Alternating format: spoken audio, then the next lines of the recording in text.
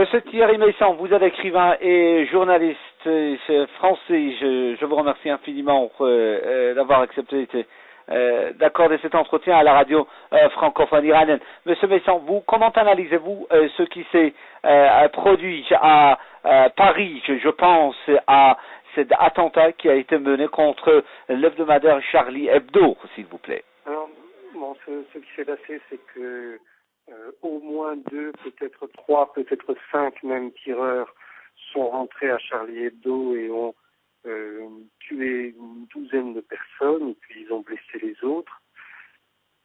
Ces tireurs se sont réclamés d'Al-Qaïda, ont crié Allah Akbar et nous avons vengé Mahomet, etc., faisant référence au fait que Charlie Hebdo avait publié par le passé les caricatures de Mahomet. Mais la réaction nationale en France est une réaction pour dénoncer le péril islamique et c'est un début d'opposition entre communautés à propos de l'islam. Pour moi, mon analyse est complètement différente de ça. Je pense que cette affaire n'a rien à voir avec l'islamisme, même si éventuellement les tireurs sont des islamistes. Mais on voit très bien que ces tireurs, d'après les vidéos, sont des professionnels, des gens qui ont une expérience d'un théâtre de guerre, ou, s'ils n'ont pas cette expérience, ils ont à ce moment-là une formation militaire très avancée. En tout cas, si ce sont des professionnels, et ils sont habillés comme des commandos militaires, pas du tout comme des djihadistes.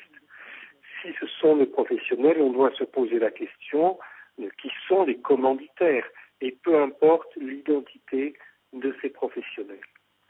Donc les commanditaires, ce sont des gens qui ont voulu provoquer la réaction que l'on voit aujourd'hui en France d'opposition à propos de l'islam. Et ce sont donc des gens qui veulent provoquer un début de guerre civile en France. Donc la réaction de la population française est tout à fait à côté du sujet, puisque ce n'est pas une atteinte, comme ils le pensent, à la liberté de la presse, à des valeurs fondamentales du pays. C'est au contraire une volonté de diviser ce pays. J'attire votre attention sur le fait que hier, un grand journal aux États-Unis, McClatchy, a publié une information selon laquelle les deux tireurs qui ont été identifiés, les frères Kochi, seraient liés à David John, un Français qui aurait été tué en Irak en novembre dernier, et il fait l'objet d'une polémique entre les autorités des États-Unis et les autorités françaises. Parce que d'après la presse aux États-Unis, ce monsieur de John, qui a travaillé dans un groupe d'Al-Qaïda du nom de Khorassan, par référence à l'Iran évidemment, donc ce monsieur aurait été un membre des services secrets français. Donc si cette information s'avérait exacte, cela voudrait dire que les deux tireurs de Charlie Hebdo sont eux-mêmes liés aux services secrets français. Et là se pose une question de savoir à quoi jouent les autorités françaises aujourd'hui, parce qu'il y a une manipulation tout à fait évidente. Juste après ces attentats, le président de la République est intervenu et le comité qui est en charge de la sécurité en France a décidé de placer la région Île-de-France en état d'urgence en fait, puisqu'on a décrété le plan Vigipirate au niveau le plus élevé, un niveau qui n'avait jamais été atteint en France. Et l'une des conséquences de cette décision, c'est de dire que il y avait de tels risques d'attentats que toute manifestation sur quelque sujet que ce soit, toute manifestation pour regroupement important de personnes est actuellement interdite en Île-de-France. Pourtant, si on a interdit toutes les manifestations, on a au contraire autorisé des manifestations en soutien à Charlie Hebdo et il y aura dimanche, une grande manifestation organisée par le Parti socialiste à Paris, alors que nous sommes dans ce plan Vigipirate renforcé pour les attentats. Donc, soit il y a un danger à organiser des regroupements et cette manifestation doit être interdite, soit il n'y a pas de danger et dans ce cas, il n'y a pas de raison pour qu'il y ait ce plan Vigipirate.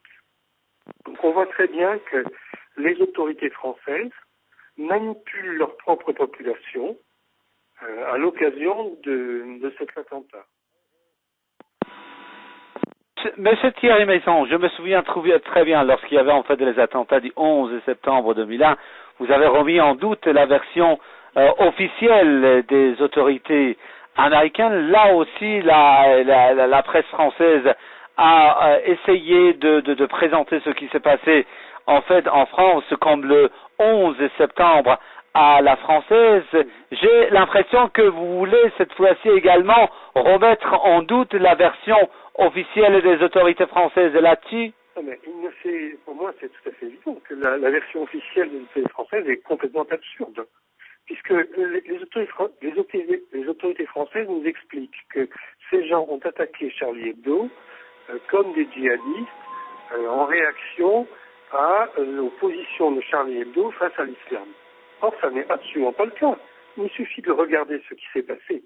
S'il s'agissait de djihadistes qui voulaient venger la publication des caricatures de Mahomet et d'autres provocations de ce journal, alors, en rentrant dans les locaux, la première chose qu'ils auraient fait, ça aurait été d'arracher les unes du journal qui se trouvent sur les murs et qui sont l'objet pour eux du blasphème. Hein. Et après, ils auraient détruit les archives du journal. Et ce n'est simplement après cela qu'ils auraient assassiné les membres du comité de rédaction qui étaient réunis dans le journal. Nous voyons depuis des années dans tout le monde arabe des attentats islamistes et absolument chaque fois les islamistes considèrent que la priorité c'est de détruire l'objet de ce qui est, selon eux, blasphématoire. Et ce n'est qu'après ça qu'ils tuent les gens. Donc là, qu'est-ce que ça signifie? Ça n'est même pas venu à l'esprit de ces tireurs de venir détruire l'objet du blasphème. Non, cette affaire est complètement ridicule. Ça n'a aucun sens. Et je suis très étonné que la plupart de mes compatriotes ne se rendent pas compte que ce qu'on leur dit est absurde. Monsieur Thierry Messon, vous dites qu'en fait, s'agissant des commanditaires, vous dites que l'objectif c'est d'aller vers le déclenchement d'une guerre civile en France. Pourquoi déclencher une guerre civile en France? Pourquoi en fait déstabiliser en fait la France? Je parle là des commanditaires de cet attentat terroriste. Écoutez, je viens de vous montrer par l'exemple des manifestations à la fois interdites et autorisées par le gouvernement français qu'une partie du gouvernement français est de toute manière complice de ce qui se passe actuellement. Alors je ne dis pas que le président de la République ou je ne sais pas qui est responsable de ces contradictions, mais il y a des gens dans l'administration française au plus haut niveau qui actuellement manipulent leur population. Qui a intérêt à provoquer un début de guerre civile comme ça? Moi, je n'en sais rien. Mais je ne savais pas non plus qui avait intérêt à provoquer un début de guerre civile en Yougoslavie jusqu'à ce que l'on voit l'OTAN intervenir.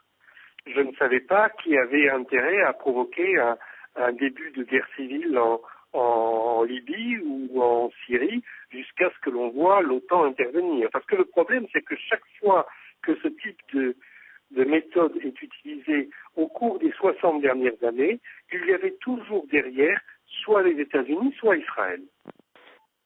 D'autant plus qu'on ne sait pas encore, qui sont encore les vrais auteurs des attentats du 11 septembre 2001 aux États-Unis.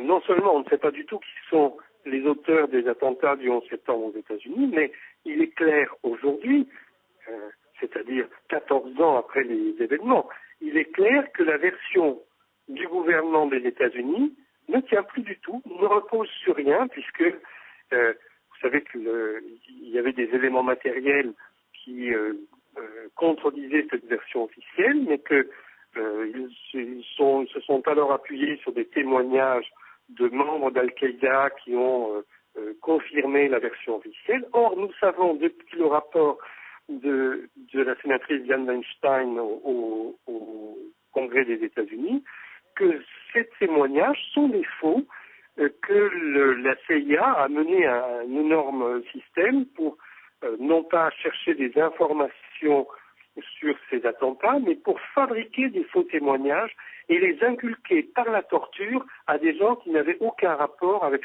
cette affaire. Donc, si on fait le rapprochement, comme le fait aujourd'hui la presse française, entre les événements du 11 septembre et ce qui se passe aujourd'hui en France, le moins que l'on puisse dire, c'est qu'on a le droit de douter.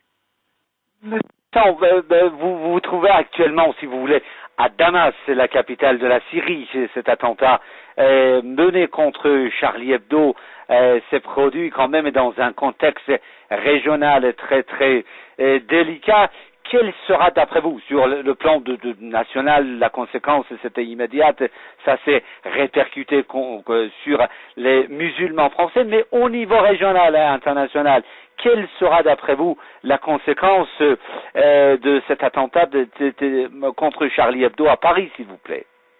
Moi, je pense que dans les prochains mois, nous allons assister à d'autres événements, je l'espère pas aussi meurtriers, mais enfin événements en France, qui vont avoir pour conséquence de dresser les musulmans contre les non-musulmans, les non-musulmans contre les musulmans.